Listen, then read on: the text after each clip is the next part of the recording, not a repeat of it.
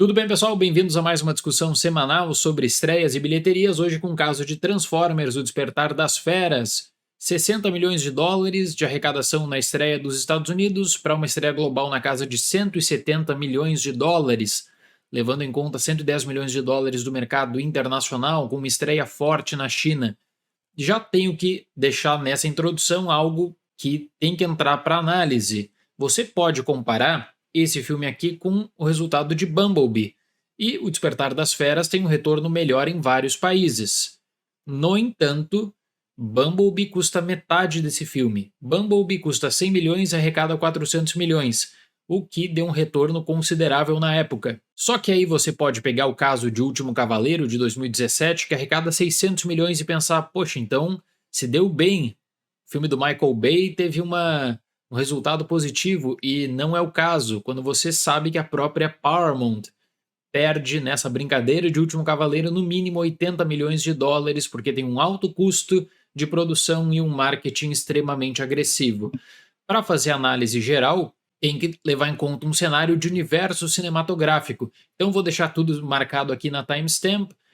Em um determinado momento vou precisar entrar com spoilers no final do filme, mas aí eu deixo o aviso também. Vamos começar para a estreia nos Estados Unidos. 60 milhões de dólares é um número considerável que está dentro da projeção, e eu acredito que nesse caso aqui a Paramount está visando muito mais a perspectiva de fato, ampliar a franquia com crossovers. E já vamos discutir mais sobre isso, mas 60 milhões de dólares para um período de grande competição, para um período em que você tem ainda no mercado dos Estados Unidos Pequena Sereia com bons números, para que você tenha no mercado dos Estados Unidos Guardiões da Galáxia ainda muito forte, que passa da marca dos 800 milhões de dólares, um sucesso, e você tem ainda através do Aranhaverso, olha, a competição era enorme. Então o filme ele tem uma abertura melhor que Bumblebee, tem uma abertura em 3 dias melhor até mesmo do que O Último Cavaleiro, ainda que você corrija o número de Último Cavaleiro pela inflação.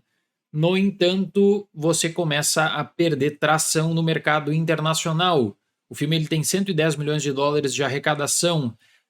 A estreia de Último Cavaleiro, por exemplo, no mercado internacional bate a casa de 267 milhões de dólares, somado mercado doméstico e mercado internacional.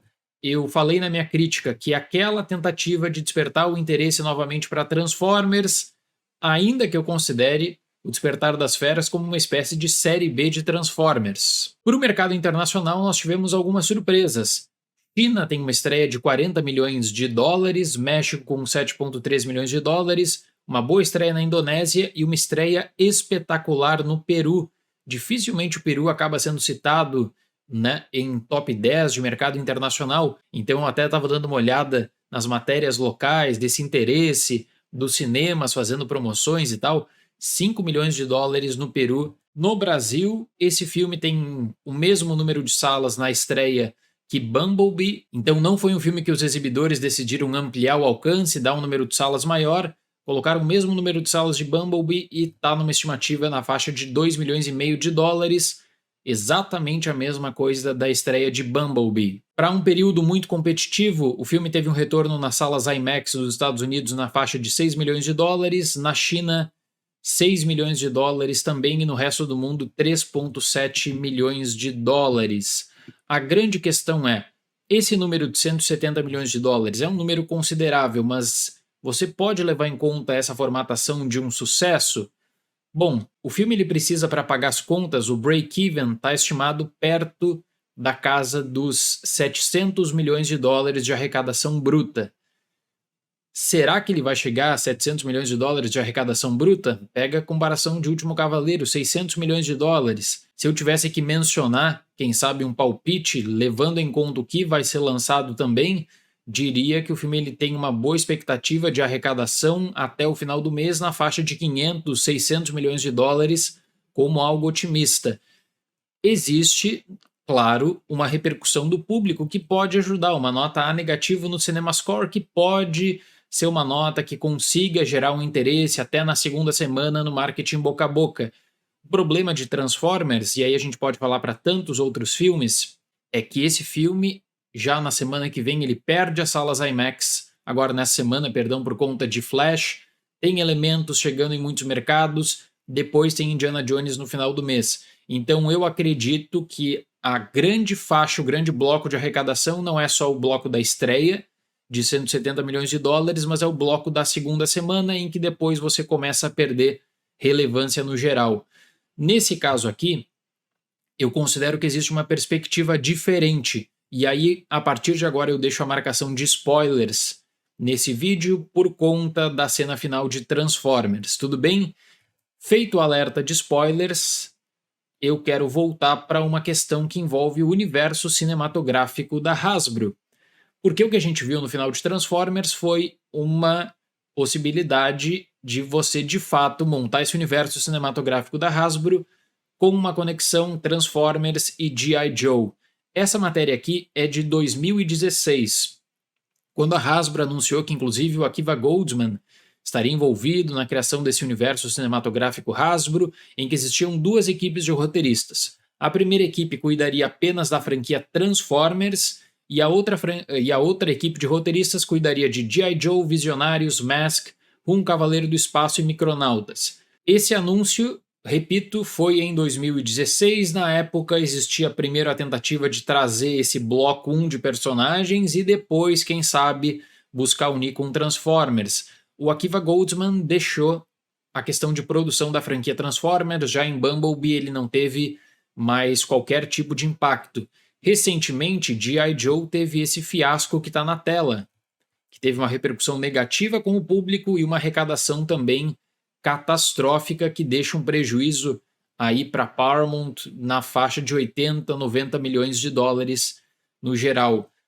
Quando existe a perspectiva, no final das contas, de você montar o universo cinematográfico da Hasbro, buscando integrar G.I. Joe, quem sabe com crossover, qual é a expectativa da Hasbro? A expectativa da Hasbro é de tornar esse universo relevante e, quem sabe, e o que eu acho que vai acontecer, trazer um reboot para G.I. Joe, porque Snake Eyes definitivamente não foi bom. O que eu quero dizer é que o Despertar das Feras ele me parece numa posição muito melhor de estruturar uma franquia a longo prazo pela visão de universo cinematográfico do que uma aposta em Dungeons and Dragons, que custa muita grana e perde, consequentemente, muita grana. No caso de Transformers, o nome Transformers é um nome forte, é um nome que tem apelo em muitos mercados, é um nome que na China consegue uma excelente estreia sempre, então o resultado de bilheteria na China é muito bom. Mais uma vez, não chega ao nível de outros lançamentos, mas ainda assim são resultados bem importantes na faixa de 40 milhões de dólares. Né? E você vê que o mercado da China é um mercado que é complicado para levar, é um mercado complicado para trabalhar com lançamentos às vezes. A própria franquia Velozes e Furiosos tem toda uma expansão na China. Velozes e Furiosos 10 não consegue o número de Velozes e Furiosos 9. Ainda assim, o sucesso na China ele é bem importante. Para Transformers a curto prazo, teremos Transformers One em 2024. Essa história de origem trazendo também, né, a animação, que eu acho que vai ser uma excelente saída. Você consegue desenvolver um bom universo na animação. O GameSpot fez uma matéria com o Lorenzo de Bonaventura, que é um dos produtores da franquia, e aí ele foi questionado o que vai acontecer agora.